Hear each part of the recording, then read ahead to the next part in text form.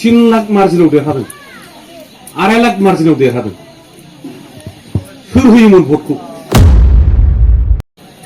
खेबनै 10 बोसोर बे बडलेण्डनि कक्राझार लकसभानिफ्राय अनाबर हीरा स्वरनिया देरहालांनाया बियो जोंनि थाखाय डेन्जारास बाथ्रा जाबायमोन रायजो बिग्रा आन्दोलनखारि बडलेण्ड नांगौ होनग्रा लैहोर लैहोर रायजो राजा ओंखारो बोरै सोरबा हीरा स्वरनियासो एमपि देरहालांनांगौ जाखो गुड मर्निं लोगोफोर मैया मोनायावहाय ना आंनो सासे मानसिया भिडिअ फाथायहरदों सोरनि खुन्थाम देरहानाय मन्थ्रि जानाय चन्दन ब्रह्म ना केम्पेइननि मोनसे भिडिअ हरदों आंनो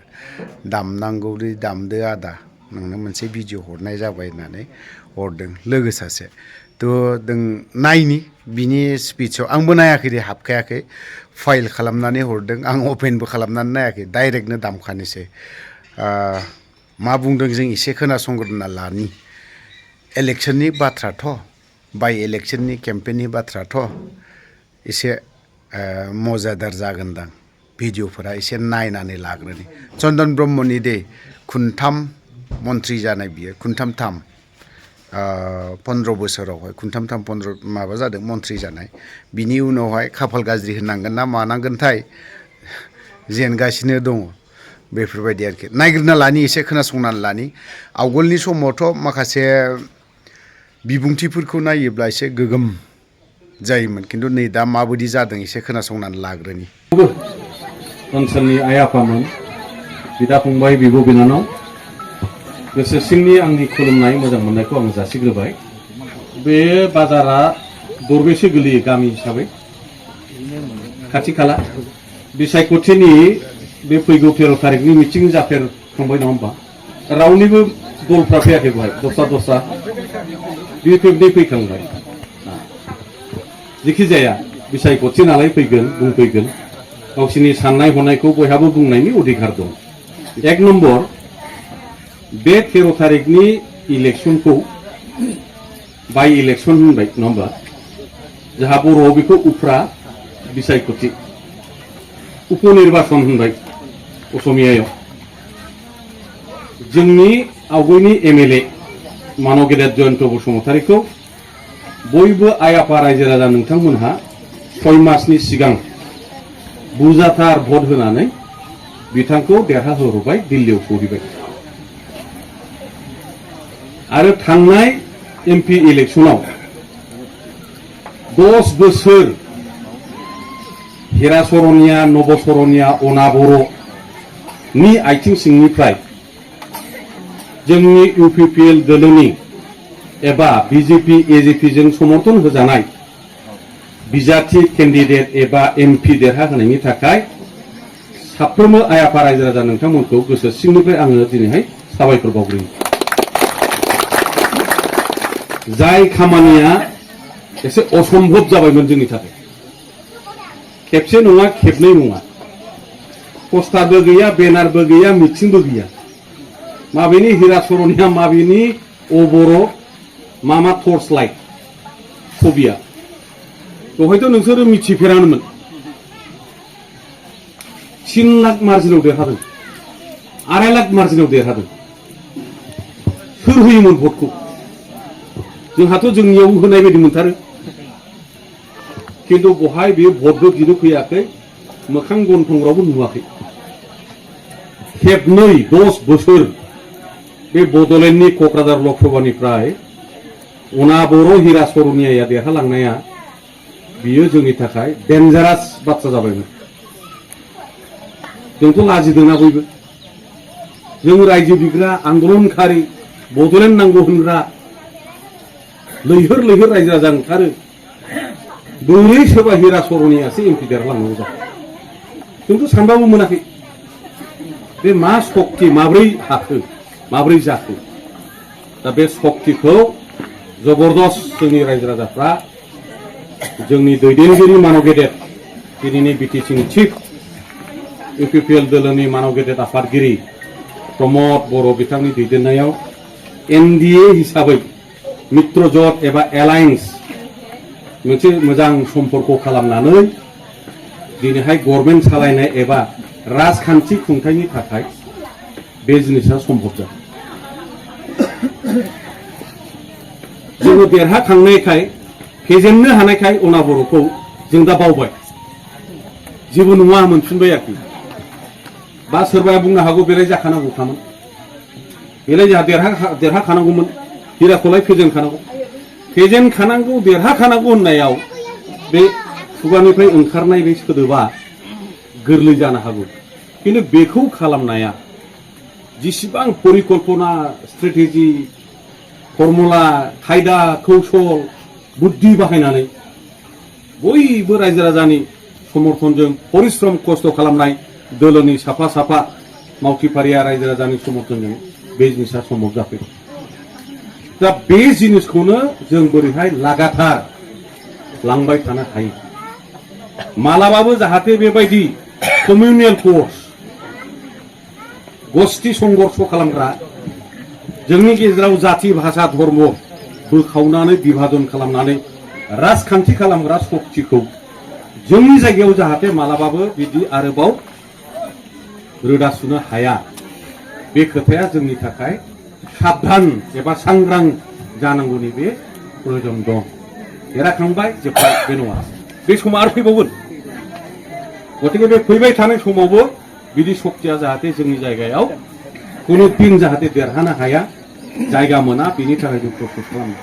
दा बिनिनो दिनैनि बाइ इलेक्सना मोनसे बै शक्तिखौ फोजोबनायनि एबा जोङो शासक रुलिं हिसाबै जोंनि राजखान्थिखौ जाहाथे हमथानो हायो,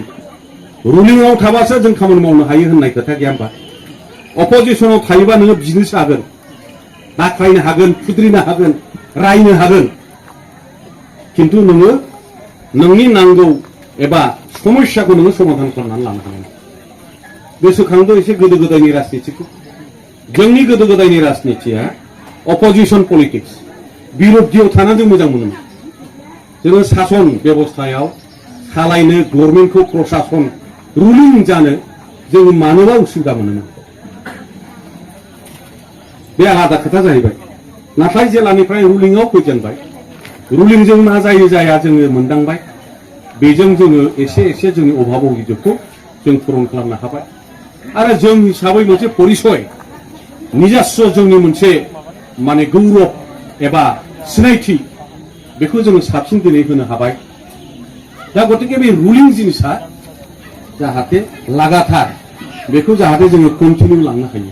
बेनिनो बे बाइ इलेक्सनाव बे एसे बाहागो। खारन नैबे बाइ इलेक्सन एबा उफ्रा बिसायख'थिया गभर्नमेन्ट गोदान दानायनि थाखाय नङा, बेखौ जों बयबो मिथिगौ। बेवहाय जेननाय देरहानायजों आसाम गभर्नमेन्टआ सोलाया। बे बाइ इलेक्सना खालि जोंनि सिडली समस्तियाव, जोंनि सिडली समस्तिनि एमएलए गैयाबाबोथ' आसामाव गभर्नमेन्टआ सोलिगासिनो दं ना। खारन एमपिआ देरहानाय लोगो लोगो रिजाइन होनांदों। 6 मास जाबाय सिडली समस्तियाव जोंनाव एमएलए गैया। जोंनि सिडली समस्तियाव एमएलए गैयाब्लाबो आसाम सरकाराथ' सोलिगासिनो दं ना। खोथाया बिदि नङा होमबा? गतिके नैबे बाइ इलेक्सनाव जायखि जिखि बुङा, बेजों खुनु गभर्नमेन्ट गोदान दानायनि थाखाय बे बिसायख'थिया नङा। ओंखायनो सोर सोर मा मा दलनिफ्राय फैनानै जों देरहाखाबाय, देरहालांनानै ओरै खालामगोन, खोरै खालामगोन, बायदि बायदि खोथा बुंनो हागौ। बे बुंनायाव आंनि बुजिनायाव बुंनो हागोन, बेवहाय मा ओंथि दं, मा अर्थ दं। खारन गभर्नमेन्ट सोलायनाय बिसायख'थि नङाना बियो। बै 26नियासो गभर्नमेन्ट सोलायनाय इलेक्सन जादों। बिनि उनाव जि माने 14 मास 15 मासनि उनाव जि 2026नि एप्रिलाव जेला फैगोन, बे जाहैबाय साधारन निर्बाचन, जेनेरेल इलेक्सन। बै इलेक्सनासो, बै बिसायख'थियासो गोदान गभर्नमेन्ट दानायनि। बेखायनो जोंनि आइ आफा रायजो राजाया बांद्राय हयथ' बेखौ माने साननांगौ जेबो गैया। गाहायावबो जोंनिनो जितु गभर्नमेन्ट दङ, इउपिपिएल, बिजेपि, एजिपि, आरो दिसपुरावबो बे एखे मोनथाम दोलोजोंनो जोंहा गभर्नमेन्ट दङ, दिल्लीयावबो जोंहा दङ। गतिके दिनैहाय बेवहाय जोंनि बाइ इलेक्सनाव गोदान साननांगौ, दस्रा साननांगौ, सोरखौबा सायख'नांगौ होननाय बेवहाय माबा ओंथि थायो नामा आइ आफाफोर? गतिके बहाय गोदान सोरखौबा साननांगौनि जोंहा खोथा गैया इउपिपिएल दलनिनो खामोन दा गतिके इउपिपिएल दलनिफ्राय दा बिजेपि एजिपिआ आरोबाव समर्थन होबावबाय बे बाइ इलेक्सनाव मानव गेदेर निर्मल कुमार ब्रह्म मानगोनां बिथांखौ पार्टिनिफ्राय जिहेतु जों बेखौ केन्डिडेट हिसाबै मोनबाय आरो मोनसे स्पेशल खोथाया जाहैबाय निसिमानि बिथाङा सासे व्यक्ति नङा होमबा बै भबानिपुर बरमपारानि बियो जितु निसिमा ओनसोलनिनो मानसिथार आरो बिथाङा मोनसे समावहाय बोसोरबा बिटिसिनि एमसिएलबो जादों जोंहा जेएम सारखौ फेजेनाखै होनबा खेबसे बे समा पिसिडिआरमोन पिसिडिआर हिसाबै बिथाङा जेएम सारखौ फेजेनदोंमोन बोसोरबा बिथाङा बिटिसिनि एमसिएल जानाय बे बाथ्राखौ बुंनायनि खारना जाहैबाय बोसोरबा एमसिएल सालायखानाय हिसाबै बिथांनाव गभर्नमेन्ट सालायनायनि मोनसे प्रशासनिक गियान खायदा बुद्धि कौशला बिथांनाव दंखायो आरो बर्तमानाव बिथाङा जोंखौ बयखौबो सालायग्रा चिरां जिल्लानि इउपिपिएलनिनो मानव गेदेर आफादगिरि दा गतिके बिथाङा रोंगौ बोरै मिलायनांगौ बोरै बुजाफरा खालामनांगौ बोरै आदाय खालामनांगौ बोरै अननांगौ बिथाङा रोंगौ मिथिगौ ओंखायनो आरो जायगानिनोखा जोंहा निसिमानिनो सासे व्यक्ति हिसाबै आङो निसिमाबासि आइ आफा रायजो राजाया गोनो गोथो साननांगौ आरो माबा मोनसे गोदान सिन्था खालामनांगौ दं होननानै आं साना लैहोर लैहोर जाहाथे फैगौ 13 तारिखआव सेक्टरनि सबियाव गोसो खुसियै जाहाथे भटखौ होयो बेल'खासै बाखि जेसेबां बहाय अभाब अभियोग दङ एक नम्बराथ' बहाय जोंनिया हानिनो समस्या नङा होमबा बे फरेस्ट नङा होमबा फरेस्ट एरिया नंगौना नङा बे फरेस्टनि पाट्टाखौ मोनबाय माला मोना खै बोसोर जाखो बोसोरनै बोसोरथाम बोसोरब्रै बोसोरबा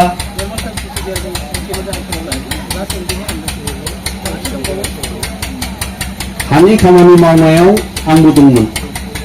मन्थ्रि हिसाबै नङा होमबा आंनो मोखासो दंजोबो आं मोनथिजोबो बे आमटेकाया जाहैबाय जोंना 54,000 बिघा 54,000 बिघा बियो 9,000 बिघा नोंसिना बे फाथाबारि बे गासै हांमा बे जाहैबाय 54,000 आमटेकानि उनाव बे 9,000 बे गासै ओनसोला 9,000 बिघा आरो हरै दैनि सानजाना बेयो जाहैबाय माने